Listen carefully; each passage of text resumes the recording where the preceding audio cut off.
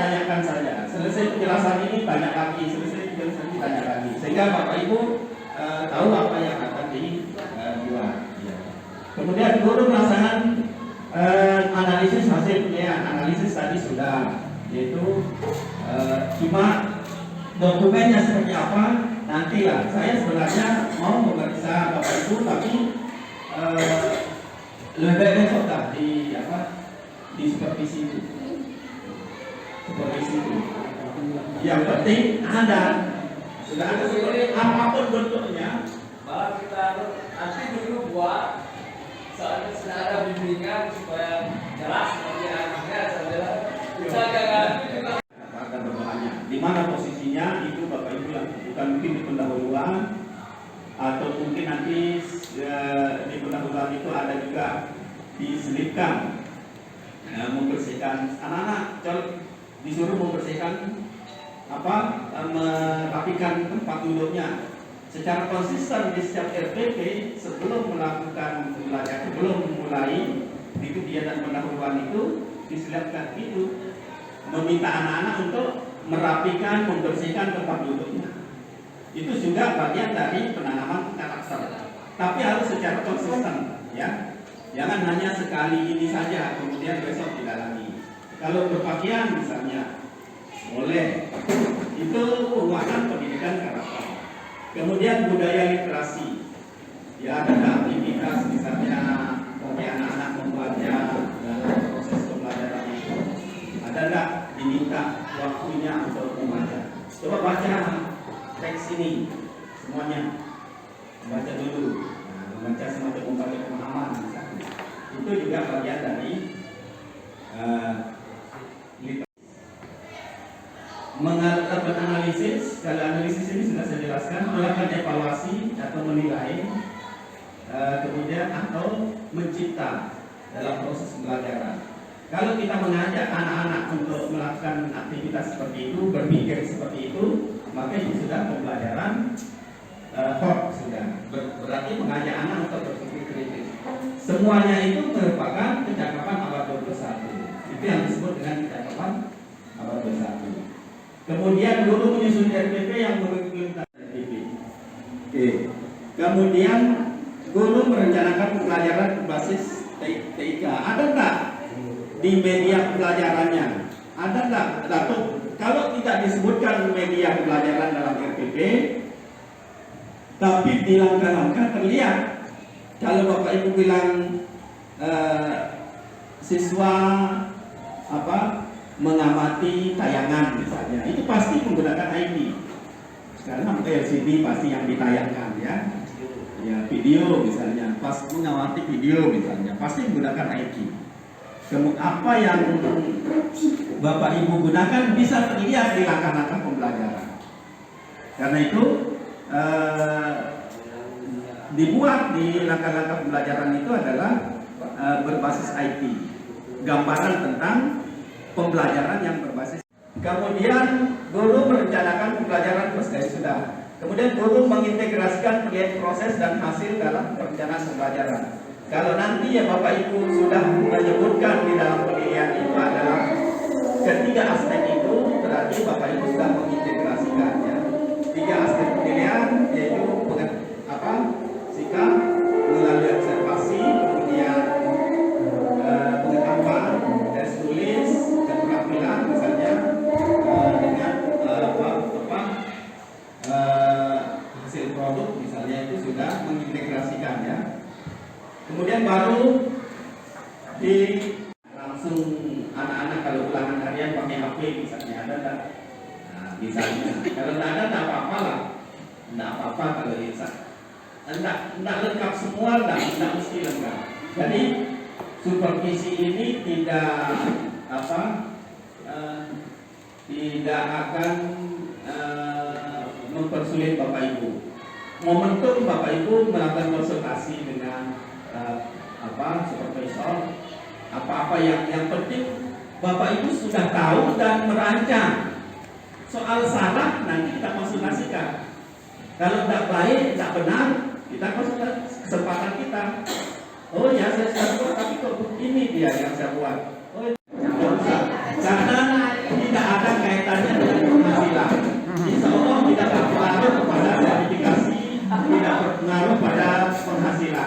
Tidak. Tapi ini pengembangan kompetensi guru. Jadi Bapak Ibu, kualitas. ya arahnya justru kita ingin meningkatkan kualitas kita. Karena itu fair saja sama siapa saja. Ya, asesor. Semua kecuali saya. Saya yang sudah tidak lagi jadi asesor. Yang 3 orang itu semuanya asesor, 1 KPA.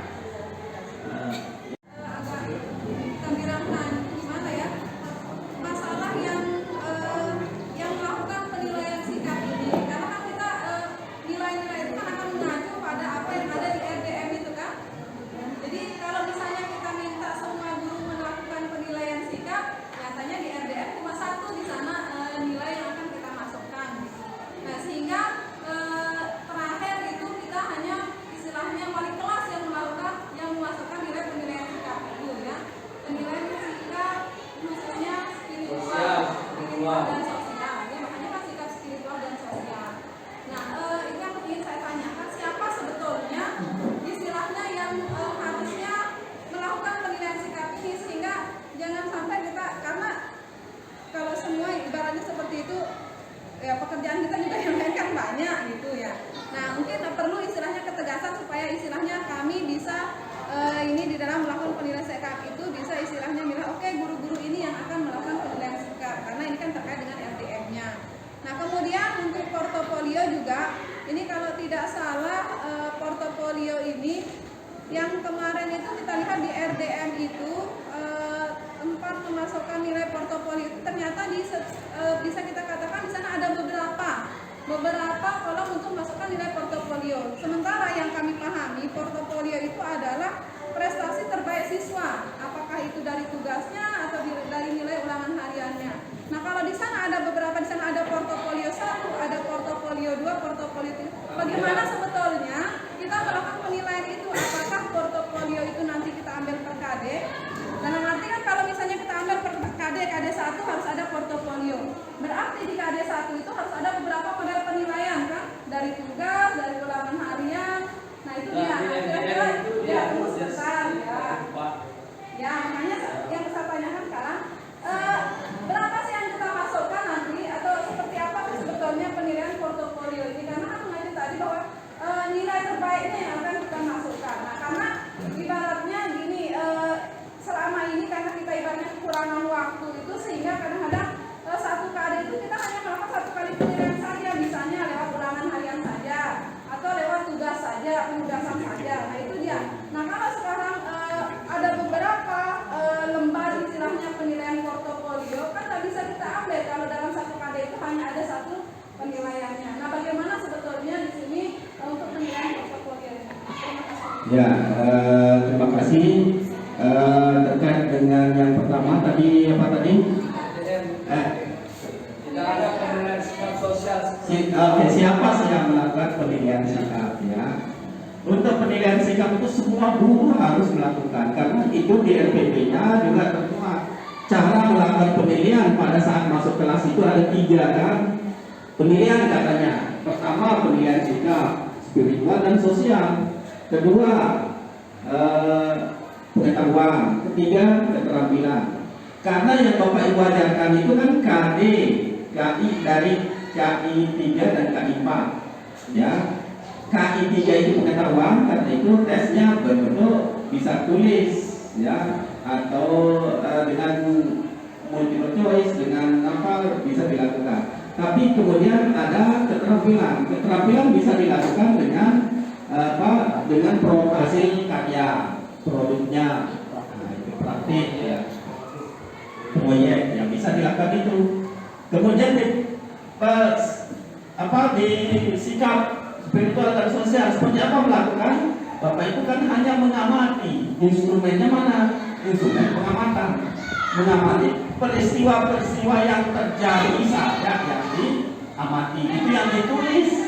Karena prosesnya pengamatan. Tidak mesti semua anak memiliki peristiwa yang harus kita tulis. Kalau hanya 1, 2 ya kalau tidak ada tak usah tidak ada, tapi ada instrumennya. Bapak Ibu harus siapkan instrumen, formatnya.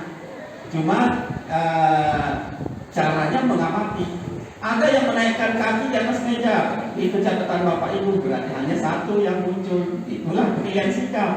Satu orang itu yang mendapatkan pilihan sikap yang kurang baik karena menaikkan kaki di atas meja.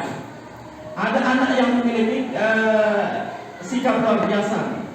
Tanpa disuruh dia mengajak temannya, ayo kita berdoa dulu.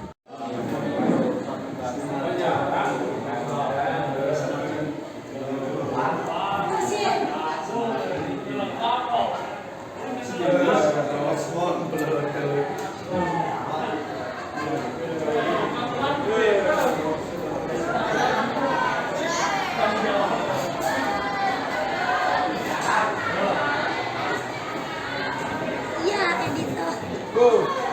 Ya, foto video. Ada rambut kamu.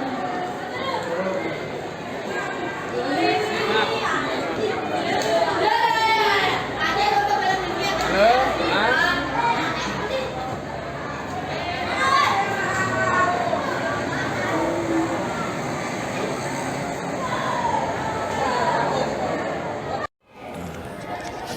Assalamualaikum warahmatullahi wabarakatuh.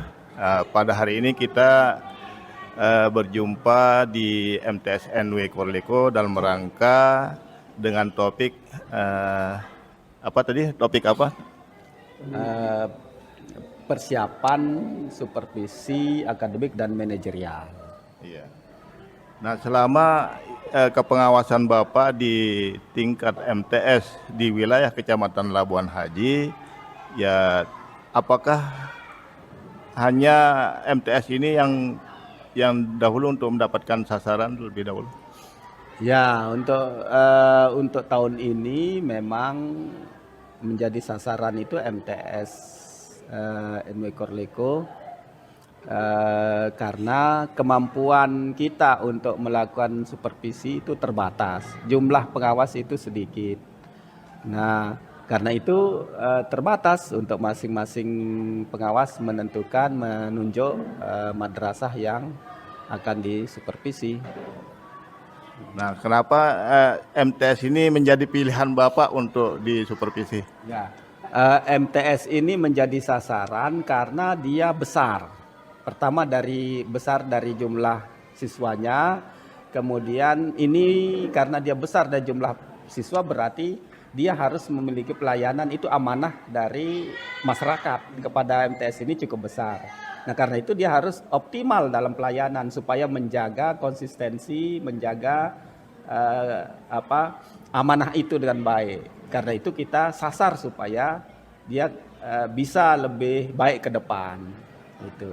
Oh iya. Jadi sasaran Bapak di MTSNW Korleko ini, nah menurut Bapak apakah guru-guru kami ini cukup kira-kira memadai dengan adanya kompetensi mereka? Apakah juga termasuk itu penilaian Bapak? Ya, kalau soal kompetensi nanti karena itu supervisi ini untuk melihat juga kompetensinya seperti apa dan seperti apa kita bisa melakukan pembinaan ke depan. Kan itu sasaran supervisi ini untuk mengetahui seperti apa pelayanan yang dilakukan oleh guru-guru kita di sini. Kemudian kalau ada kekurangan nanti itu menjadi rekomendasi untuk kita tindak lanjuti untuk dilakukan pembinaan berikutnya. Nah, itu maksudnya sehingga ke depan bisa pelayanannya lebih baik lagi kan gitu. Ya, semoga kepengawasan Bapak selama ini menjadi sukses, artinya dapat berjalan lancar dan punya komitmen bahwa kita memajukan pendidikan. Ya, demikian, terima kasih. Assalamualaikum warahmatullahi wabarakatuh. Waalaikumsalam warahmatullahi wabarakatuh. Ya.